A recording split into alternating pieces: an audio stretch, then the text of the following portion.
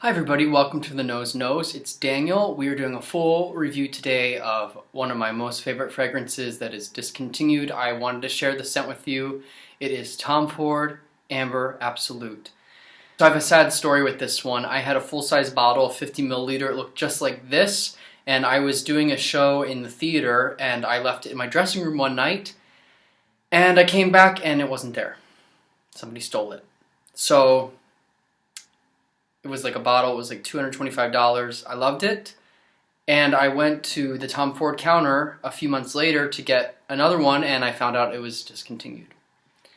So I was really bummed, but the Tom Ford associate at Neiman Marcus and King of Prussia, her name's Mari. She's with Creed now, but she was with Tom Ford. She's amazing. If you're out that way, go see her. She was really kind and she gave me a generous sample here, and you can see the fragrance in there. It has this gorgeous amber color. The bottle looked exactly like this, except it said Amber Absolute instead of Noir de Noir. So this fragrance came out in 2007. It is one of the original Tom Ford private blend scents. It is incredible. It is so sensual.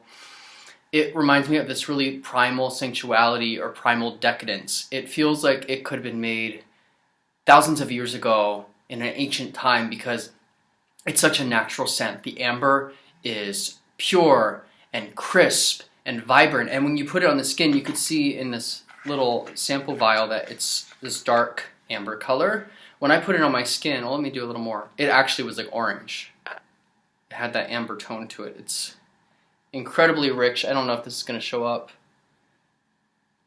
You can kind of see it. It's an amber color. The fluid on the skin sits there.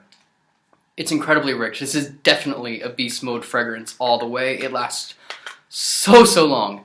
I used to wear this scent all the time when I lived in New York City, and I was going out all the time to the clubs. This was like my signature scent. There's a picture there. It was an amazing time. If you haven't seen my video about that time in my life, check it out. There's some really wild pictures. I was living the life.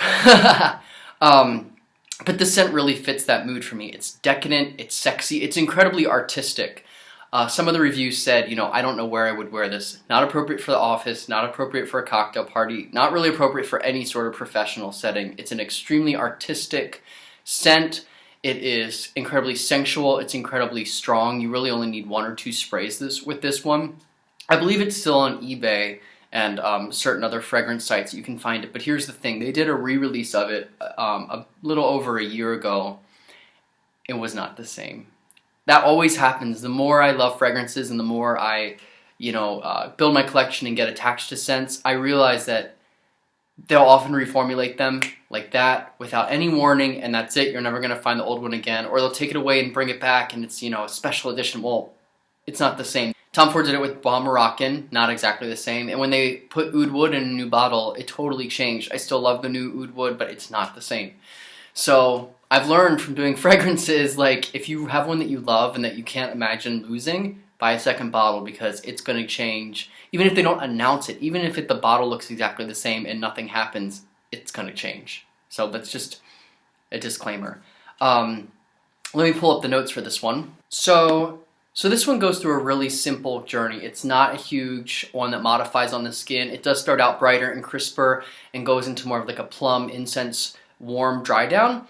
The notes in it that are given were amber, incense, vanilla, olibanum, which is frankincense oil, labdanum, and woody note. So it's a little aromatic. There is a little fruit to it. You really get the vanilla balancing out the supernatural crisp amber. And I think the frankincense for me is what sends me over the edge and totally does it. It just connotates this old, primal, ancient connection to who we are as human beings, and because it's almost evolutionary, it's like it feels so classic and yet at the same time it feels incredibly modern and current, even though this was released 10 years ago. And I wish it would bring back the original. I'm like so bummed I just have that tiny little vial and that's it. So I use this sparingly.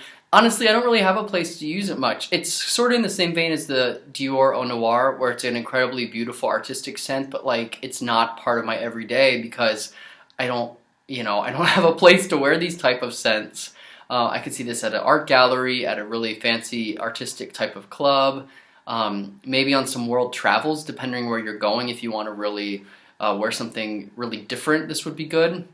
Not an office scent, not an everyday scent, but definitely beast mode. Very long wearing, good projection. You do not need much. What am I missing? That's it. It's an incredible scent. You know, I would say I wish they would bring it back. But of course, there's so many scents I wish that they would bring back or change to their original format. And it's just part of being a fragrance collector and loving fragrances is you just need to accept and move on that scents are going to change. They're never going to go back to how they were, and just, you know, be positive that there's going to be something else that captures you in a special way in the future, even though it will never be the same way. I mean, fragrances are so psychological. That's the thing about, that's why I love what I do and why I love fragrances, because they're psychological. They connect with us on the deepest levels where words aren't enough. They're art.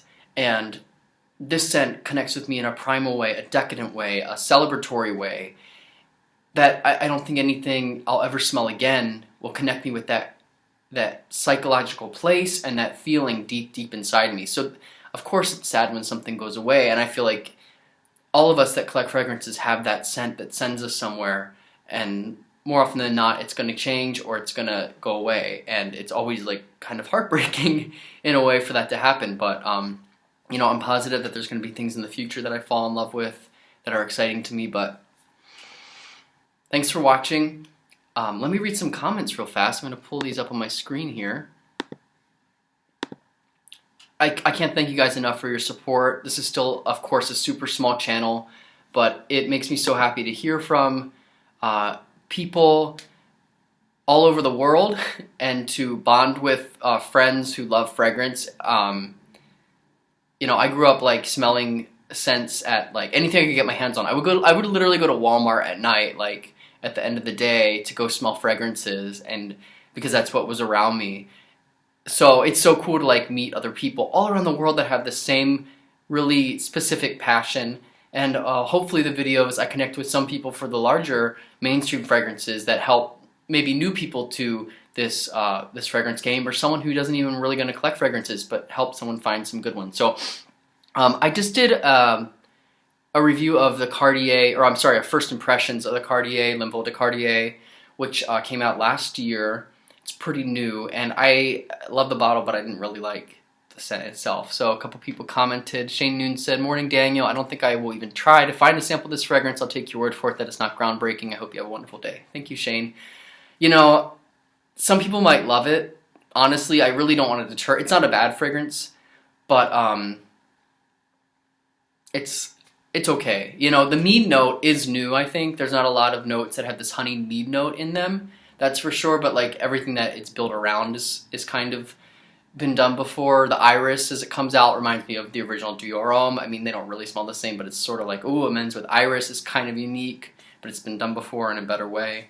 And I will say that I was up late last night watching YouTube, and it was like 4 hours in, and I'm smelling my arm with the L'invol de Cartier, and I'm like, oh my god, this smells really good now. So it actually smells, to my nose, really great about 4 hours in. So if you want to wait 4 hours, I really like it.